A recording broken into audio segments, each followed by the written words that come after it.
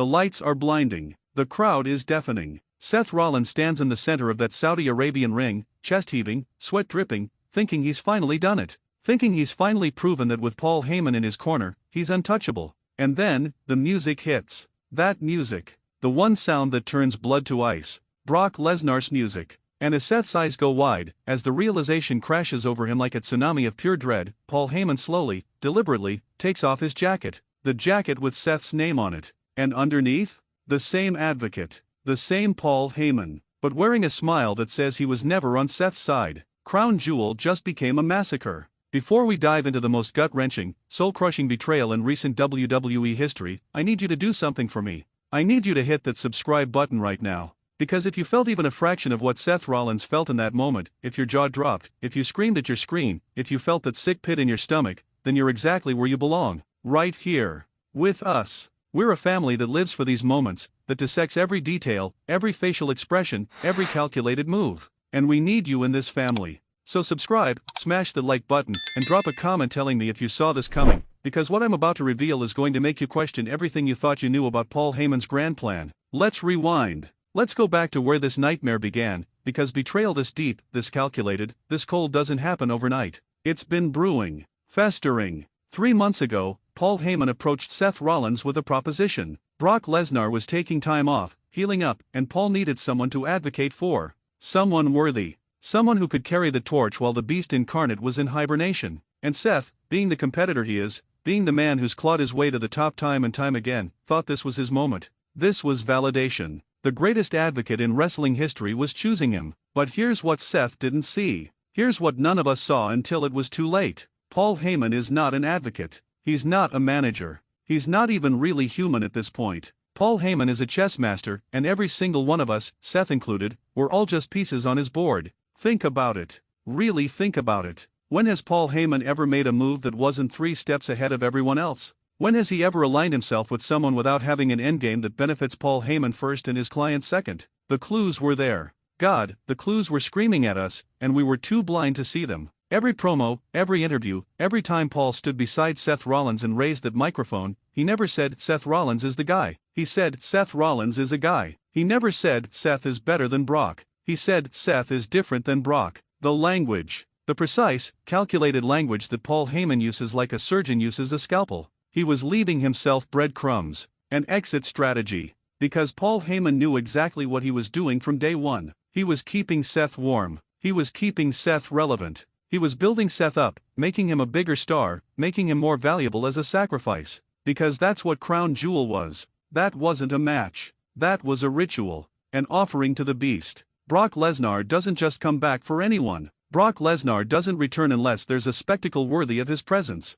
And what's more spectacular than destroying someone who thought they were protected? What's more devastating than crushing the dreams of a man who believed he finally had the ultimate weapon in his corner? Let me paint you the picture of what happened in that ring, because if you blinked, if you looked away for even a second, you missed the subtle brilliance of Paul Heyman's masterclass in manipulation. Seth had just hit his 3rd consecutive curb stomp on his opponent. The match was over. Seth was celebrating, arms raised, pointing at Paul on the outside, mouthing "We did this," and Paul is clapping, smiling that smile. But the smile doesn't reach his eyes. It never does with Paul. And then Seth turns back to the ramp to soak in the adulation, and that's when Brock's music hits. The crowd erupts. Not in joy. In shock. In confusion. In that primal reaction you get when you know something terrible is about to happen but you can't look away. Seth spins around, and you can see it on his face. First confusion. Then recognition. Then the horrible, dawning realization. His eyes dart to Paul Heyman, who's now walking up the steel steps.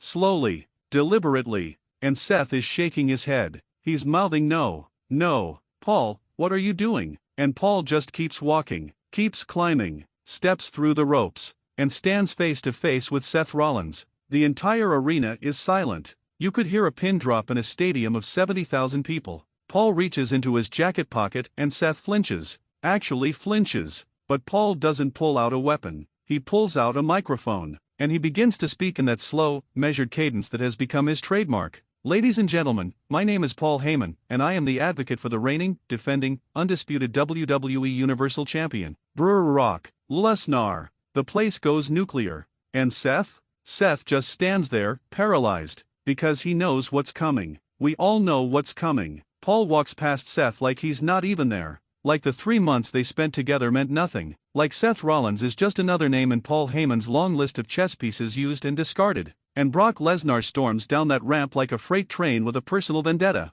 What happens next is not a fight. It's an execution. Brock hits the ring and Seth tries to fight back. God, he tries. He throws everything he has at Lesnar. Super kicks, knees, forearms. But Brock just eats them, absorbs them like they're nothing. And then he catches Seth mid-curb stomp attempt, catches him in midair, and delivers 3 consecutive German suplexes that make Seth look like a crash test dummy. The crowd is chanting this is awesome, but there's nothing awesome about watching a man's dreams die in real time. There's nothing awesome about betrayal this personal. Paul Heyman stands in the corner, arms folded, watching his former client get destroyed by his real client. The client he never left. The client he was always serving. And here's the part that makes this so much worse, so much more cruel. Paul doesn't look surprised. He doesn't look conflicted. He looks satisfied. Like this was always the plan. Like Seth was always going to end up broken in the middle of that ring, and Paul was always going to be the architect of that destruction. The final image is burned into my brain. Brock Lesnar standing tall, 1 foot on Seth Rollins' chest, while Paul Heyman holds up Brock's championship, and Seth is staring up at Paul with tears in his eyes. Not from physical pain, from the emotional devastation of being used, of being betrayed by someone he trusted, someone he believed in, someone he thought was in his corner. But here's where it gets interesting. Here's where we need to talk about the why. Because Paul Heyman doesn't do anything without a reason, and this betrayal, this specific, calculated destruction of Seth Rollins, it serves multiple purposes. First, it re-establishes Brock Lesnar as the ultimate monster. He's been gone for months, and the WWE Universe has been thriving without him. New stars have emerged. New storylines have captivated us. Brock needed to make a statement. And what better statement than destroying someone with an advocate in their corner? It proves that Paul Heyman isn't what makes you successful. Brock Lesnar is what makes Paul Heyman successful. Second, it elevates Seth Rollins to a new level of sympathy. Seth is one of the greatest in-ring performers of this generation, but he struggled with connecting on that emotional level with the audience. We respect his work. We admire his ability. But we haven't felt for him the way we feel for an underdog. Until now. Now, Seth Rollins is the most sympathetic character in WWE. He's the man who trusted the wrong person, who believed in someone who was using him. That's relatable. That's human. And it sets up the most compelling storyline of Seth's career, the quest for revenge against both Brock Lesnar and Paul Heyman. Third, and this is the part that makes me sick, it proves that Paul Heyman is the greatest villain in WWE history. Not Brock. Not Roman. Not even Vince McMahon. Paul Heyman. Because Paul does his damage with words, with manipulation, with psychological warfare. He doesn't need to throw a punch to destroy you. He gets inside your head. He makes you believe. He makes you trust. And then he rips your heart out while looking you dead in the eyes. The aftermath has been chaos. Social media exploded. Wrestling Twitter is divided between people who are applauding the storytelling brilliance and people who are genuinely upset for Seth. And that's when you know you've done something special in wrestling. When you blur the lines between fiction and reality so completely that people forget it's a show. That's the magic of what happened at Crown Jewel. That's the power of Paul Heyman. Seth cut a promo on Raw 3 days later, and it was devastating. He talked about how he should have known better,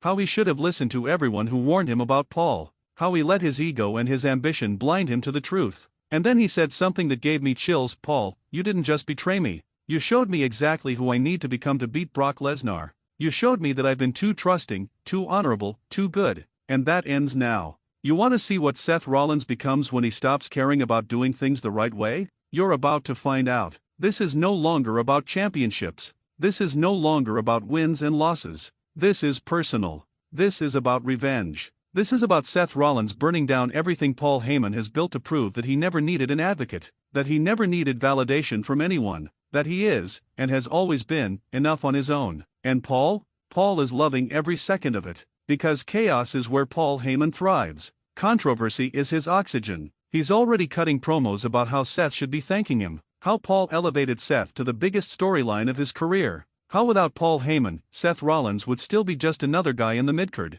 The audacity. The sheer, unmitigated gall of Paul Heyman to betray someone and then claim he did them a favor. But here's what's going to happen next, and I'm calling it right now. This is building to WrestleMania. Seth Rollins versus Brock Lesnar. But not just any match. A match where Paul Heyman is banned from ringside. Where it's truly one-on-one. where Seth can finally prove that he doesn't need an advocate, he doesn't need anyone in his corner, because he is the guy. Not because Paul Heyman said so, but because Seth proved it by overcoming the greatest obstacle of his career. Crown Jewel wasn't just a betrayal. It was the beginning of Seth Rollins' redemption arc. It was the moment that transformed him from a great wrestler into a legend. Because legends aren't made in victories. Legends are made in how they respond to devastating defeats, how they rise from the ashes of betrayal, how they turn pain into power. So let me ask you this, are you Team Seth or Team Paul? Do you think Seth saw any of this coming, or was he completely blindsided? And most importantly, how does Seth get his revenge? Drop your thoughts in the comments below,